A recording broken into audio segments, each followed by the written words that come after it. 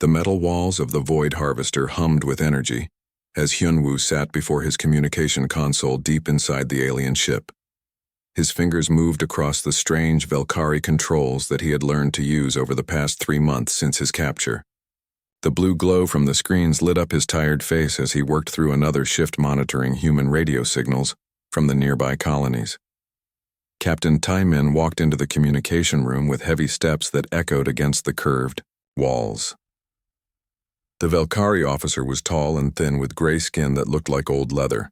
His forearms moved in different directions as he checked various displays around the room. Hyunwoo had learned that when the captain moved all 4 arms at once, it meant he was thinking about something important. "The humans are stronger than we expected," Taemin said in his rough voice. "Every colony we attack sends word back to Earth and they respond with more ships than before. Our losses grow with each battle." Hyunwoo said nothing but continued listening to the radio chatter from human settlements. He had been forced to help translate human communications since the Velkari captured him from the research station at Kepler 442b. Most of his fellow humans had been killed in the attack, but the Velkari kept him alive because he could understand both languages. "Listen to this." Taemin pointed at one of the screens with his upper right arm. "Intelligence reports say the humans have moved 2 full battle groups to protect the Centauri colonies. That is where we need to strike next, but their defenses are too strong now." The captain paced around the small room while his lower arms operated different control panels. Hyunwoo watched him carefully because he had learned to read the aliens' moods over the months. When Taemin paced like this, it usually meant bad news for someone. "But what if we could make them move those ships away from Centauri?" the captain continued. "What if we could make them think there was an emergency somewhere else that needed their immediate attention?" Hyunwoo felt his stomach drop as he realized where this conversation was heading. "You want to fake a distress call?" he said quietly. "Yes." Taemin stopped pacing and looked directly at him with his large yellow eyes. "You will help me create a human distress signal that will sound real enough to fool Earth's military command. We have recordings of human voices from previous captures, and enough technical data about human communication systems." "I won't help you kill more innocent people," Hyunwoo said, and turned away from the captain. One of Taemin's arms reached out and grabbed Hyunwoo by the shoulder. The grip was strong enough to bruise, but not quite strong enough to break bones. "You will help, or I will space the other human prisoners we keep in the lower decks. All 15 of them, including the children from the mining colony." Hyunwoo closed his eyes and felt his resistance crumble. He had not known there were other human survivors aboard the ship. The thought of children being killed because of his refusal made his choice for him. "What do you need me to do?" Over the next several hours, Taimin explained his plan while technicians brought equipment to the communication room. They would create a fake human research station called Haven Point in the remote Sigma Draconis system. The station would send out a distress call claiming to be under attack by unknown aliens, while also suffering from a reactor failure that threatened to destroy everything. "The key is to make it sound desperate but not hopeless," Taemin explained, as he showed Hyunwoo the voice recordings they had collected.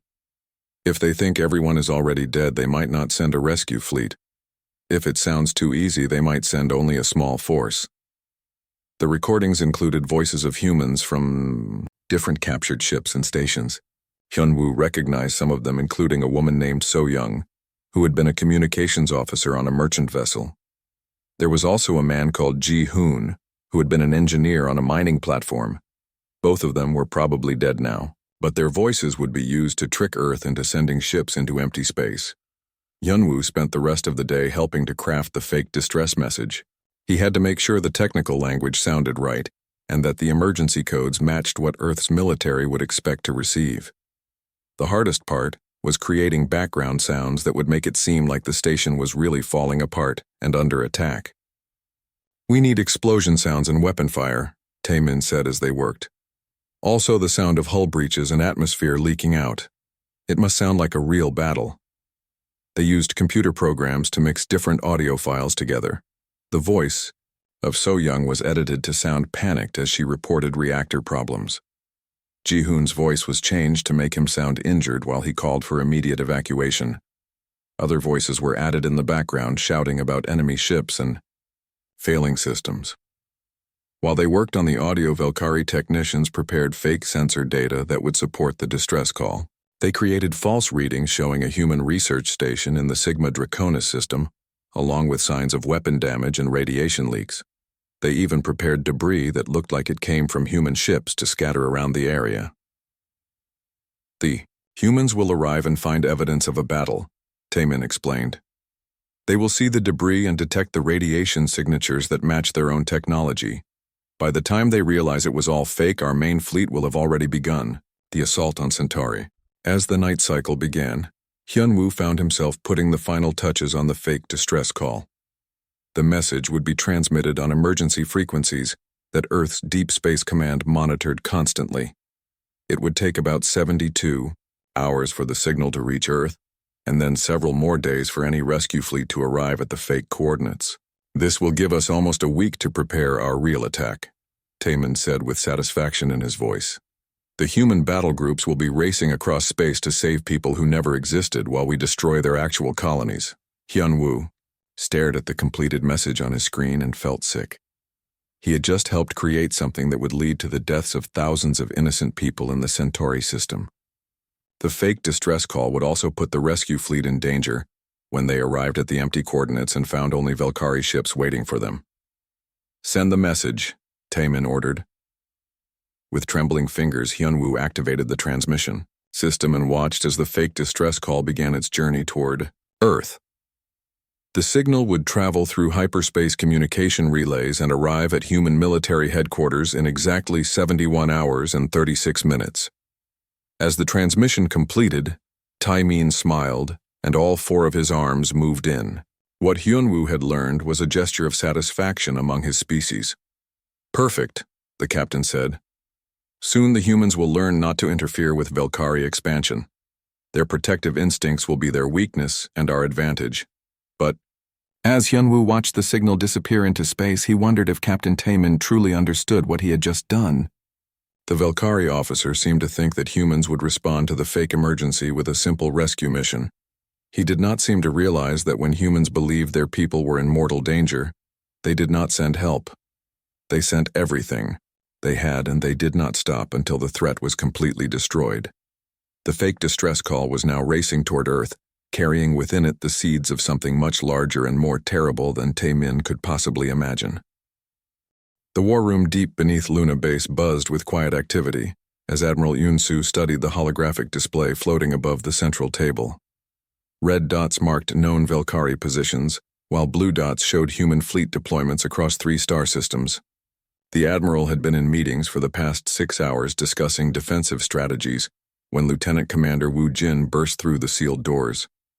"Admiral, we have received an emergency transmission," Woo Jin said as he approached the table.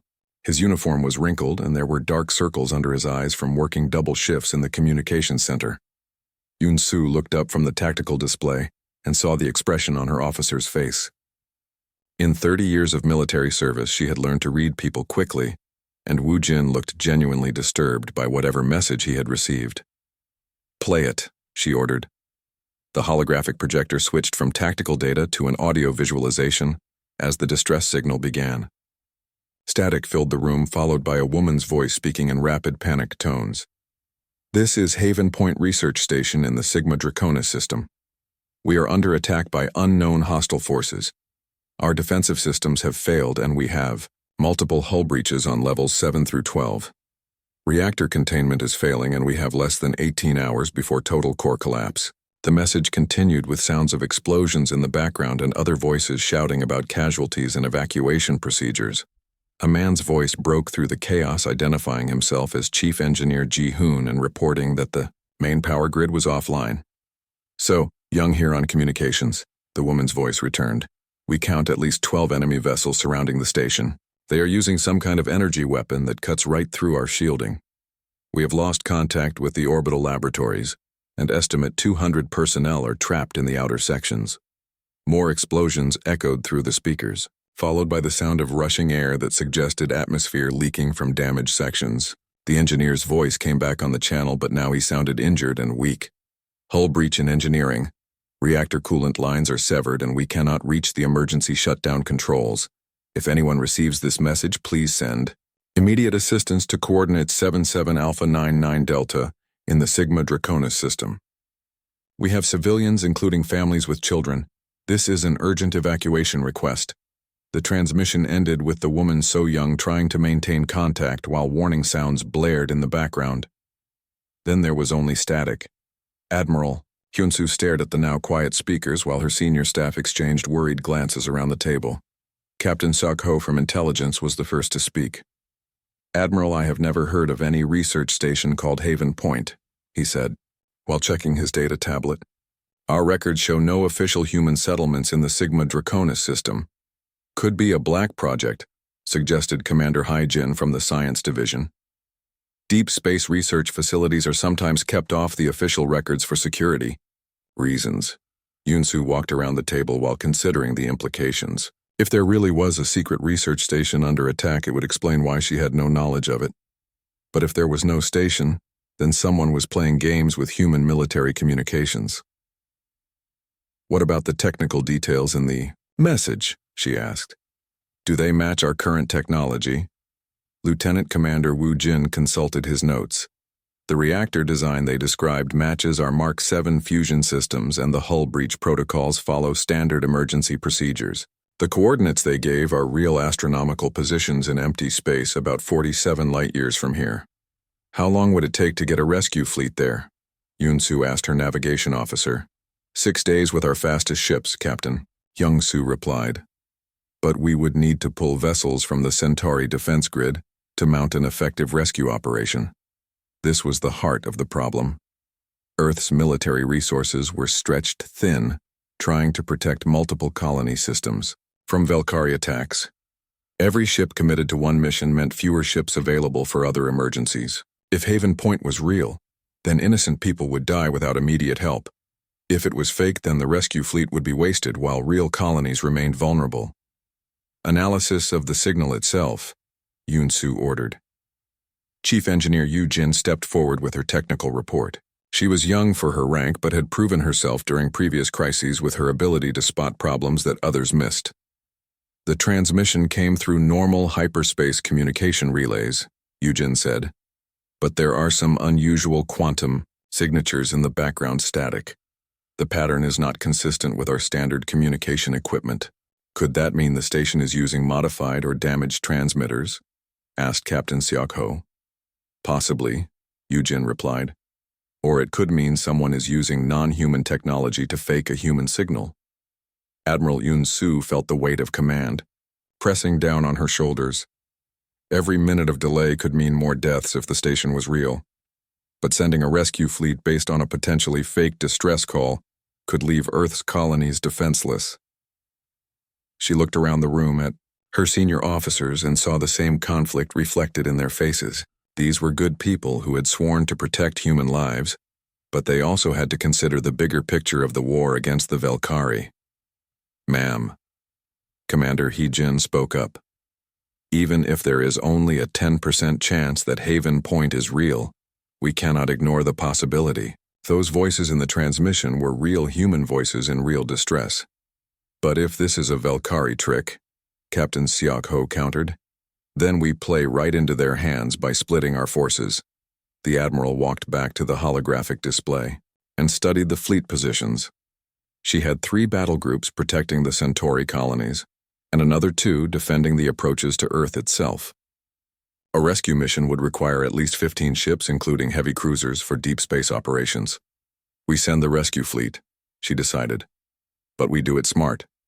She turned to face her staff and began issuing orders. "Commander Boram will take the Indomitable Battle Group to investigate Sigma Draconis. Add the cruisers Retribution and Stalwart with their destroyer escorts. That gives us enough firepower to handle a rescue operation or a fight if this turns out to be an ambush." Captain Minho from the Retribution and Captain Da-un from the Stalwart both nodded their understanding. These were veteran officers who had fought the Valkyrie before and knew how to handle themselves in dangerous situations. "What if the station is really in trouble but the enemy is still there when we arrive?" asked Commander Boram. "Then you fight your way in and get our people out," Yun-soo replied. "Standard evacuation procedures under fire. If you encounter superior enemy forces, you withdraw and call for reinforcements. And if we find nothing but empty space, then we know the Velkari are playing games with us and we adjust our strategy accordingly. The meeting broke up as officers hurried to prepare their ships for immediate departure. Admiral Yun-Su remained in the war room staring at the tactical display and thinking about the voices in the distress call. The woman So Young had sounded genuinely terrified, and the engineer Ji-hoon had clearly been in pain from his injuries. Chief Engineer Yu-jin approached the admiral with a concerned expression. "Ma'am, I would like permission to run additional analysis on that quantum signature anomaly." "Granted," Yun-Su replied, "but keep it quiet for now. If you find anything significant, report directly to me." "Understood, ma'am." As Yu-jin left the bow room, Admiral Yun-Su continued staring at the hologram. Something about this situation felt wrong, but she could not put her finger on exactly what bothered her. The distress call had all the right technical details, and the voices sounded authentic, but there was something underneath it all that made her suspicious. In her 30 years of service, she had learned to trust her instincts, even when the evidence pointed in a different direction. Her instincts now told her that Haven Point was probably not what it seemed to be. But her duty as a military officer required her to respond to any potential threat to human lives, regardless of her personal doubts. Within 2 hours, the rescue fleet was ready for departure. Commander Boram reported from the bridge of the Indomitable that all ships were fully fueled and supplied for extended operations. The heavy cruisers Retribution and Stalwart had taken on additional medical supplies in case they found survivors who needed immediate treatment. "Fleet is ready for hyperspace jump on your command," Boram transmitted. Admiral Yun-Su gave the order and watched on her monitors as 15 Earth Defense Force ships disappeared into hyperspace, heading for the Sigma Draconis system. The rescue fleet represented nearly 20% of humanity's available military strength, now racing across the galaxy to save people who might not even exist. As the ships vanished from her tactical display, Yun-Su could only hope that her decision to send them would not prove to be a fatal mistake for the colonies they had left behind. The Indomitable dropped out of hyperspace with a flash of blue light, followed by the cruisers Retribution and Stalwart and their 12 destroyer escorts. Commander Boram stood on the bridge of the flagship watching the tactical displays as they showed absolutely nothing where Haven Point Research Station was supposed to be located. "Full sensor sweep," she ordered. "I want to know everything about this system down to the smallest piece of space dust." Lieutenant Jae-sung worked at his sensor console, running every scan protocol in the ship's computer. After 10 minutes of intensive searching, he looked up with confusion written across his face. "Commander, we are definitely at the correct coordinates, but there is no research station here. No debris field that would indicate a destroyed station either.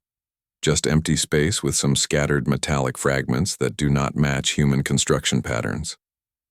Navigation Officer Soo-jin confirmed their position using stellar reference points. "We are exactly where the distress call originated from. No question about our location." Boram walked closer to the main display screen and studied the tactical readout. The Sigma Draconis system consisted of a single red dwarf star with no planets or major asteroid fields. It was essentially empty space that offered no reason for humans to build anything here. "What about those metallic fragments Lieutenant Jae-sung mentioned?" she asked. "Unknown composition," he replied while adjusting his sensors for a closer look. "They appear to be artificial, but the molecular structure does not match any known human alloys. Could be debris from an alien vessel." "Or bait," muttered Captain Minho from the Retribution over the communication channel. Boram nodded at the wisdom in his words. If this was a trap, then the scattered fragments could be designed to make them lower their guard, while enemy ships prepared to attack from concealment. "All ships maintain battle stations," she ordered. "Deploy in standard search formation and keep scanning for cloaked vessels or hidden installations." The human fleet spread out across several thousand kilometers of space while their sensors probed every corner of the system. Each ship ran continuous scans for enemy ships that might be hiding behind cloaking devices or in the shadow of the system's small sun. Captain Da-Yun, from the Stalwart, reported unusual energy readings from the direction of the metallic debris. I am detecting residual quantum signatures that might indicate recent use of hyperspace communication equipment. That matches the location where the distress call originated, Sujin confirmed. Boram felt pieces of a puzzle starting to come together in her mind. Someone had used communication equipment in this exact spot to send the distress signal from Haven Point. But there was no station here, and never had been based on the lack of any permanent structures or human-made debris. "Commander, we have a contact," Lieutenant Jae-sung announced with excitement in his voice. "Single vessel approximately 10,000 kilometers off our starboard bow. It appears to be damaged and drifting." The main screen switched to a visual image of a Valkyrie scout ship that looked like it had been through a serious battle. Hull plating was missing in several places, and one of its weapon pods was completely destroyed. The ship was rotating slowly and showed no signs of active maneuvering. "Life signs?" Boram asked, detecting multiple Valkyrie biological signatures. "The ship appears to have atmosphere and power, but engines and weapon systems are offline." This was an unexpected development. Boram had expected to find either a real human station under attack or empty space with an ambush waiting for them. Finding a single damaged Valkyrie ship raised new questions about what had actually happened here. "It could be a trap," Captain Minho warned over the communication system. "Or it could be our answer," Boram replied. "If that ship was involved in creating the fake distress call, then its crew might have information we need." She ordered 2 destroyers to approach the damaged vessel while the rest of the fleet maintained defensive positions. If the Valkyrie ship was hiding weapons or preparing to self-destruct, the destroyers could pull back before taking serious damage. "The ship is not responding to our hails," reported the destroyer captain. "But we are detecting communication equipment aboard that matches the quantum signature patterns from the original distress signal." Boram made her decision. "Prepare a boarding party. I want that ship searched and any survivors brought aboard for questioning." Within an hour, the boarding party had secured the Valkyrie scout ship and captured its crew. The aliens were brought aboard the Indomitable, where they were placed in the detention cells under heavy guard. Boram went down to the brig to question the highest-ranking prisoner herself. Captain Tae-min sat in the holding cell with his forearms restrained by energy shackles. His gray skin was darker than usual, and there were several injuries visible on his face and upper torso. Despite his condition, he maintained the arrogant posture that seemed common among Valkyrie officers. "I am Commander Boram of the Earth Defense, Ship Indomitable," she said through the cell's force field. "You are being held as a prisoner of war under the terms of the Geneva Convention." Taemin looked at her with his large yellow eyes and made a sound that might have been laughter. "Your Geneva Convention does not apply to superior species. Then let's talk about why you sent a fake distress call using human voices and emergency codes." The Valkyrie captain's expression changed to one of surprise. Boram could tell that he had not expected humans to figure out the deception so quickly. "You found no research station," he said. It was a statement rather than a question. "We found your damaged ship and the communication equipment you used to fake the emergency transmission. What I want to know is why you did it." Taemin was quiet for several minutes while Boram waited patiently. She had dealt with alien prisoners before, and knew that eventually they usually revealed more than they intended to when trying to justify their actions. "Your species interferes with Valkyrie expansion," he finally said. "Every system we claim you defend with more ships than the colony is worth. We needed to draw your fleet away from strategic targets so we could complete our conquest without interference." "What strategic targets?" "The Centauri colonies," Taemin replied with what looked like a smile on his alien features. "By the time your rescue ships return to Earth, our main battle fleet will have destroyed every human settlement in the Centauri system. Millions of your people will be dead, and there will be nothing you can do to save them." Boram felt ice forming in her stomach as the implications of what she was hearing sank in. The fake distress call had been designed to pull Earth's defensive fleets away from the colonies, while the Valkyrie launched their real attack. "When does the attack begin?" she demanded. "It has already begun," Taemin said with obvious satisfaction. "Your Admiral Yunsu fell for our trap perfectly. She sent her best ships racing across space to save people who never existed.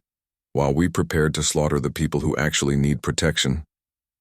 Boram turned and ran from the detention area toward the bridge while calling for an immediate communication link with Earth Command. If Taimin was telling the truth, then millions of human lives were in immediate danger, and there was nothing her small fleet could do to help them.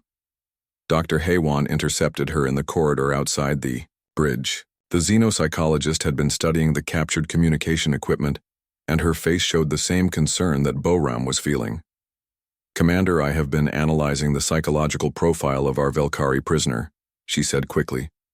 "The way he revealed information about the Centauri attack suggests he believes his mission was successful, and there is nothing we can do to stop it." "That might be exactly right," Boram replied grimly. "But there is something else.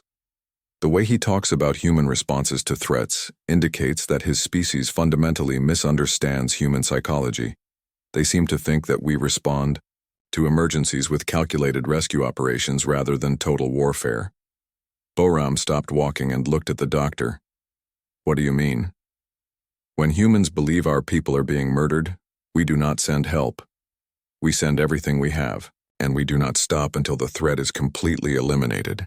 If Admiral Yun-Su discovers that this was all a deception designed to help kill human civilians, then her response will not be proportional to the original threat." As they reached the bridge, Boram was beginning to understand what Dr. Haywan meant. The Velkari had made a critical error in their understanding of human nature. They had created a fake emergency, thinking that Earth would respond with a simple rescue mission. What they had actually done was convince humanity that an alien species was willing to murder innocent people as part of military strategy. The communication officer reported that he was unable to establish contact with Earth Command due to the distance and interference from the system's red dwarf star. It would be at least 6 hours before they could send or receive messages over such a long range. "Set course for Earth immediately," Boram ordered. "Maximum hyperspace velocity." But even as the fleet prepared to jump back toward human space, she knew they would probably be too late. By the time they reached communication range, the attack on Centauri would be over one way or another. The only question was whether Admiral Yun-Su would respond to the deception with military precision or with the kind of total warfare that humans were capable of when their families were threatened. Looking at the tactical, Admiral Yun-Su stood in the center of Earth Defense Command's war room, staring at the message from Commander Boram that had just arrived through the hyperspace communication relay. The words on the holographic display seemed to burn into her vision as she read them for the third time. Haven Point Station never existed. Distress call was fabricated by Velkari forces to draw our fleet away from Centauri colonies. Enemy admits. Main attack on Centauri is already underway. Returning to Earth with captured Velkari officer who confessed to deception. Recommend immediate reinforcement of all human colonies. The room was completely silent as her senior staff absorbed the implications of what they had just learned. Captain Seok-ho from Intelligence was the first to speak, and his voice was barely above a whisper. "They used our own protective instincts against us. They made us think innocent people were dying, so we would abandon the people who were actually in danger." Admiral Yun-Su felt something cold and hard forming in her chest as the full scope of the Velkari deception became clear. This was not just military strategy. This was psychological warfare designed to exploit humanity's willingness to risk everything to save their own people. The enemy had turned human compassion into a weapon against human colonies. "Status report on Centauri," she ordered. Lieutenant Commander Wu Jin worked frantically at his communication console trying to establish contact with the distant colonies. After several minutes, he looked up with fear in his eyes.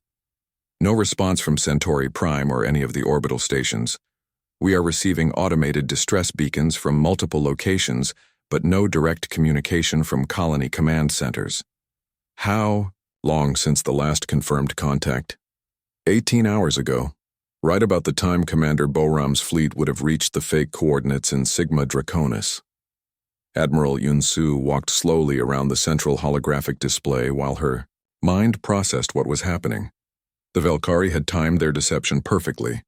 They had waited until the rescue fleet was committed to the fake emergency before launching their real attack on defenseless colonies. "Recommendations?" she asked her staff. Chief of Operations Captain Young-Soo stepped forward with his data tablet. We can redirect the remaining Centauri defense ships from the outer system, but it will take them 6 hours to reach the inner colonies. If the main attack is already over, that might be too late. What about reserves? We have 2 battle groups, protecting the approaches to Earth and another group defending the Jupiter mining facilities. We could send one Earth defense group, but that leaves our home system vulnerable. Admiral Yoon-Soo stopped pacing and looked directly at each of her senior officers. These were good people who had sworn to protect human lives, and they were all waiting for her to make the decision that could save or doom millions of innocent civilians. Captain Siako, what is your analysis of Valkyrie psychology based on this deception? The intelligence officer consulted his notes before answering. They appear to view warfare as a series of calculated moves designed to achieve specific objectives with minimal risk to their own forces. The fake distress call represents sophisticated planning, but also suggests they do not understand human emotional responses to threats against civilians. Explain. They seem to think we will respond to this deception by adjusting our defensive strategy and being more careful about future rescue missions. They do not appear to understand that humans consider the deliberate murder of innocent people to be an act that requires complete retaliation. Admiral Yoon-Soo nodded slowly as she began to formulate her response to the Valkyrie deception. Signal all defense commanders, she ordered. I am implementing Protocol 7 effective immediately.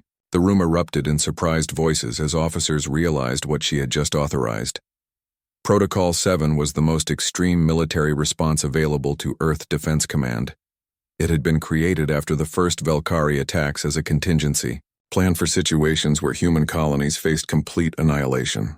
Admiral, Captain Young-Soo said carefully, Protocol 7 authorizes the mobilization of every available military asset, including civilian vessels pressed into military service.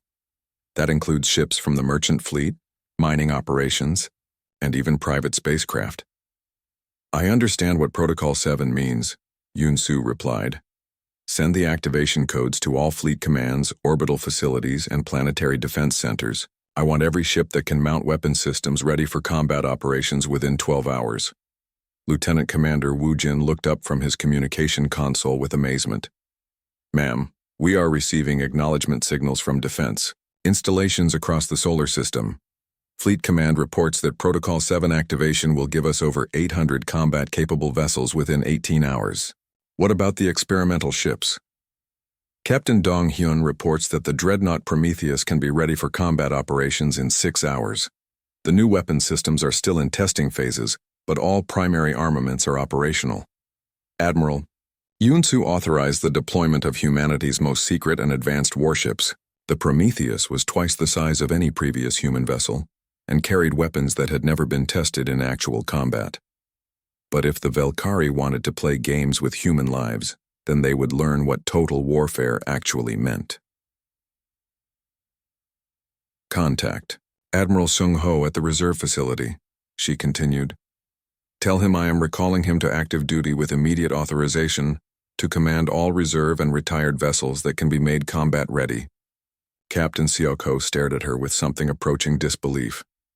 Admiral, you are talking about mobilizing resources equivalent to a full planetary invasion force. The economic cost alone will be enormous. The Valkyrie used our desire to save innocent lives as a weapon against us, Yoon-Soo replied. They have crossed a line that cannot be uncrossed. This is no longer about defending our colonies. This is about making sure that no alien species ever again thinks it can manipulate human emotions to kill human civilians. She turned to face the holographic display showing Valkyrie territory and human colony positions. Her voice was cold and steady when she spoke again. Send word to all human settlements and Earth colonies. Any ship, regardless of size or armament, that can reach Valkyrie space is authorized to engage enemy targets on sight. No prisoners are to be taken. No quarter is to be given. No Valkyrie military assets are to be allowed to survive. The room was completely quiet as the implications of what she was ordering sank in among her staff.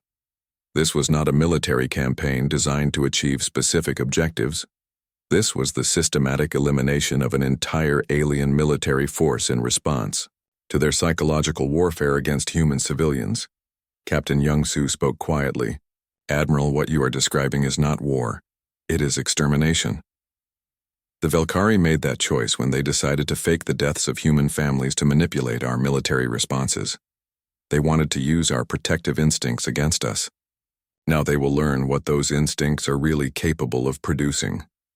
Over the next several hours, Admiral Yoon-Soo watched as the most massive military mobilization in human history took shape. Captain Dong-hyun reported that the Prometheus was ready for deployment with its experimental planet cracker missiles and quantum disruptor bombs. Admiral Sung-ho confirmed that every retired military vessel that could be restored to combat status was being activated with volunteer crews from former military personnel. Even civilian ships were being modified for warfare.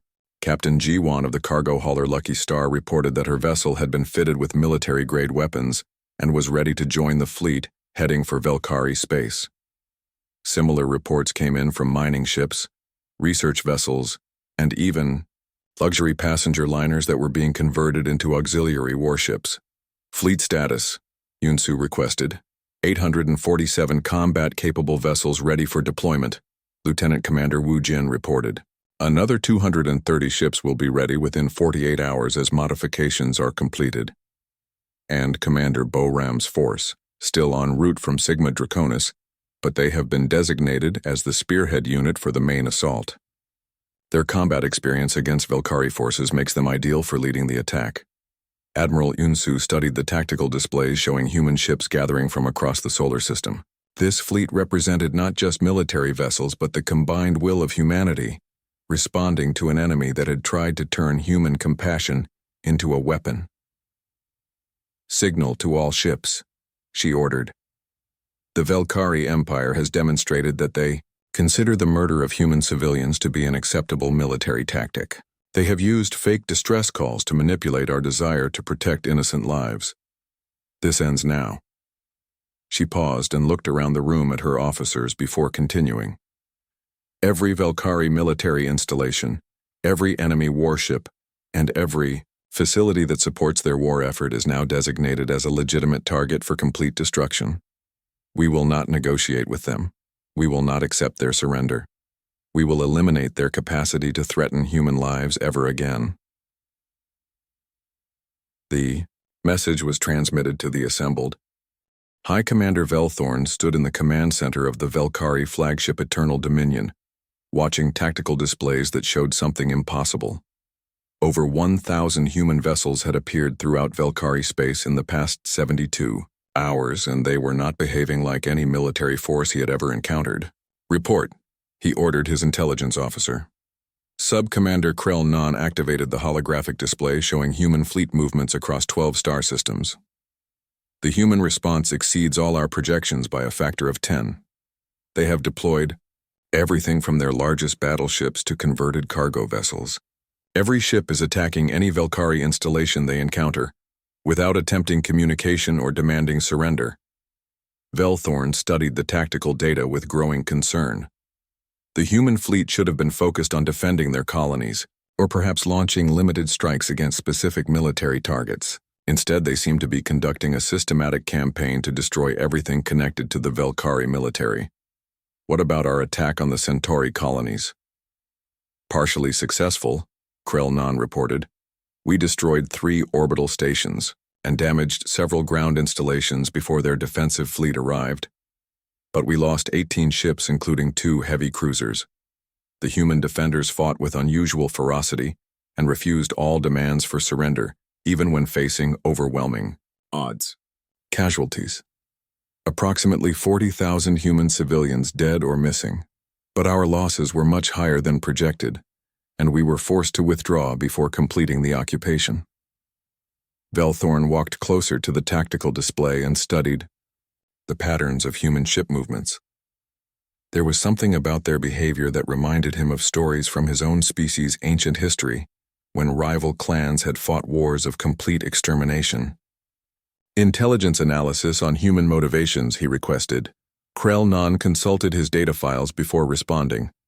Our psychological warfare specialists report that the fake distress signal operation was completely successful in drawing human ships away from defended positions. However, the human response to discovering the deception has been far more extreme than our models predicted.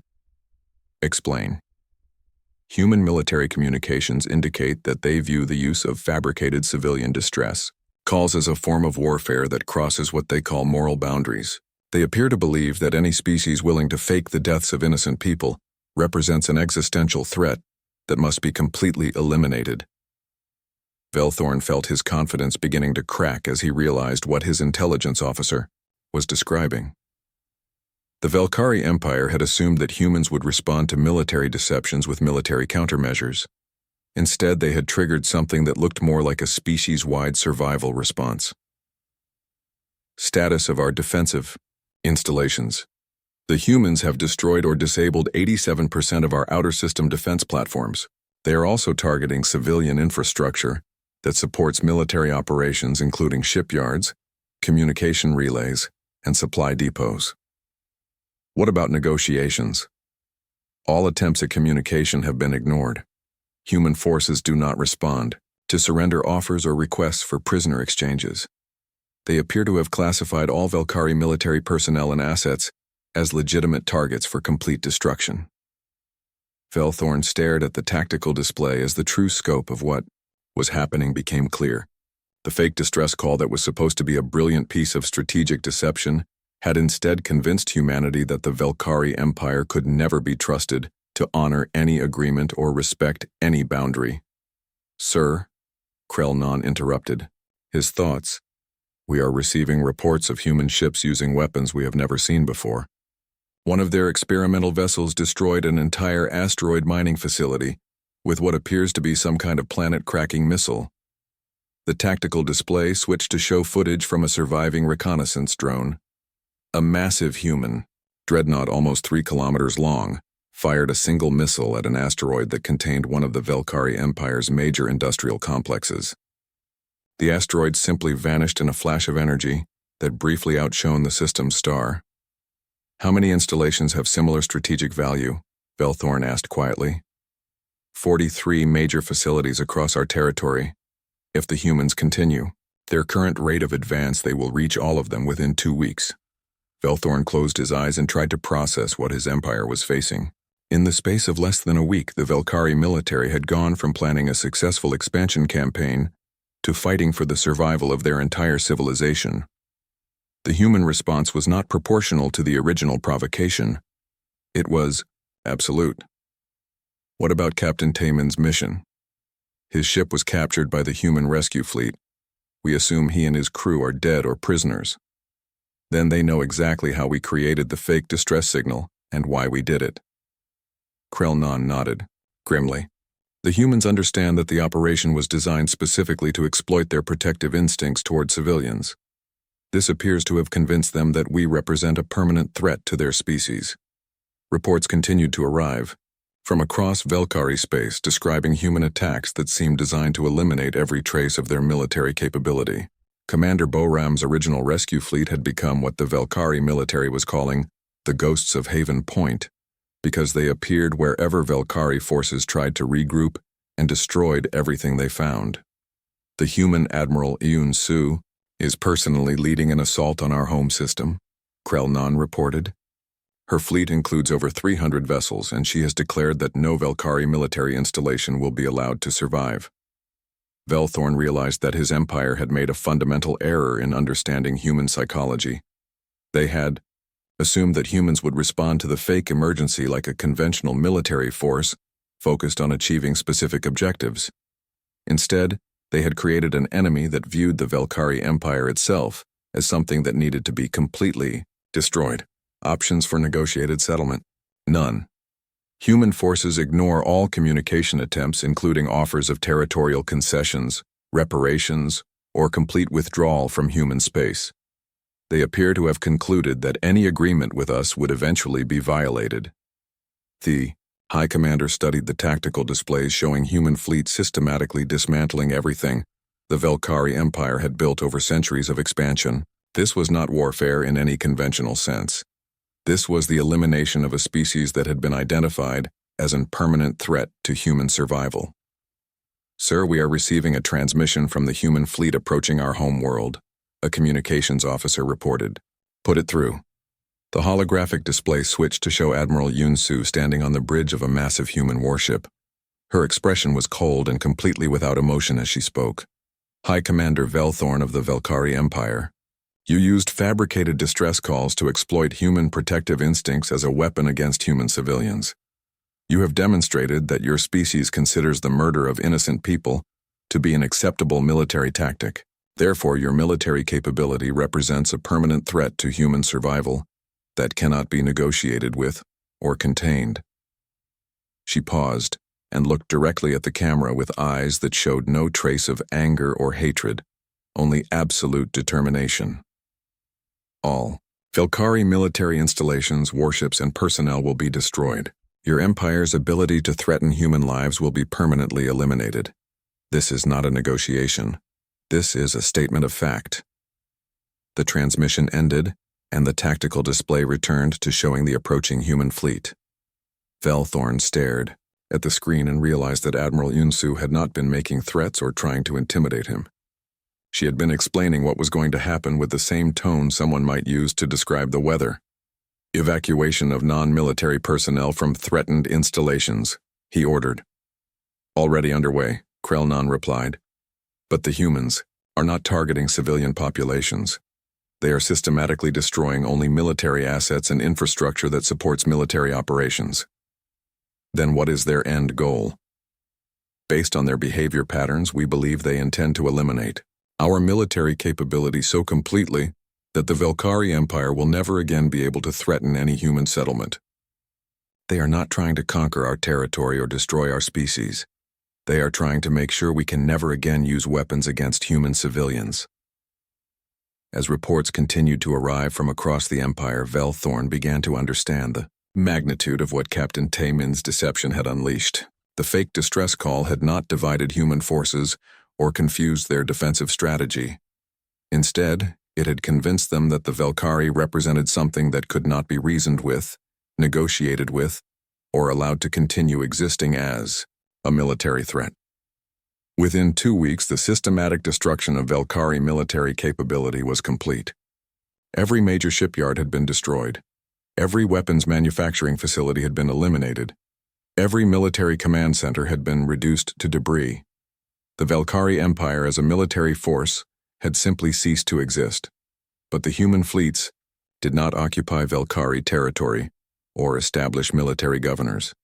They simply withdrew to their own space, leaving behind a clear message that had been transmitted to every surviving alien.